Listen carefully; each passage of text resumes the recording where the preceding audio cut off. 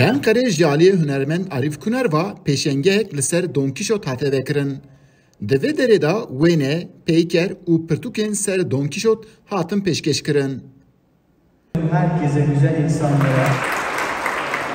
Pirtûka Miguel de Cervantes cara yekem di sala 1665 da hatibû eşandin. Ew deme Don Kîşot him ji bo gelê Rojava û him jî ji bo gelê Rojhilat nîrxekî taybet e. Hunermend Arîf Kuner jî dema vê pêşengehê di nirxîne da de xuyakirin ku Don Kîşot berî her tiştî demekê digire û serdemeka nû dide destpêkirin. Kuner 20 sal tiştê ku ser Don Kîşot daya berhev di vê pêşengehê da pêşkêşî temaşevana dike. Aslında mühendisim. Ez bi xwe endazyarim. Tina 20 salên dawiyê da li ser Don Kîşot çi min dît min kom kir. Ez jî bi xwe hindek wekû Don Kîşot dibînim. Li ser enerjiya hawîrdû rêbayê tiştên ku hene ez di vê koleksiyona xwe da li vê derê pêşkêş dikim. Ev pêşenge ji aliyê bîneran ve jî gelek hate ecibandin. Her bînerekî vê marezê di vê derê da zaroktiya xwe di ber çavan ra derbas dike. Kêm zêde bandora romana Don Kîşot li ser jiyana bêtir zarokan heye.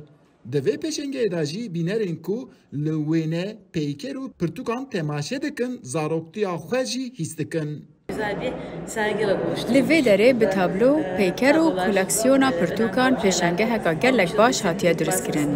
Min ji van berheman gelek kêf kirt. Ez li vê derê keda mamoste Arif pîroz dikim.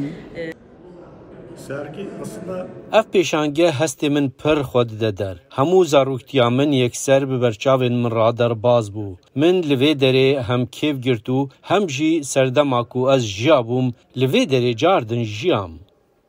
Don Kîşot herçikas gernasekî romanê be jî li em ewî di destê hunermenda da jî wek peyker, wêne, helbestan jî dikarin bibînin. Hunermend Arîf Kuner jî yek ji vanek ku di vê nû hestê xwe da Don Kîşot careka din di nû da afrandiye.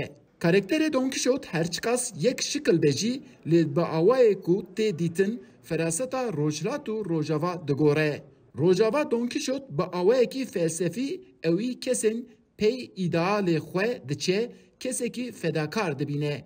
Lê Rojhilat jî Don Kîşot herî zêde kesekî dîn û bi karê eletewş ra mijûl dibîne.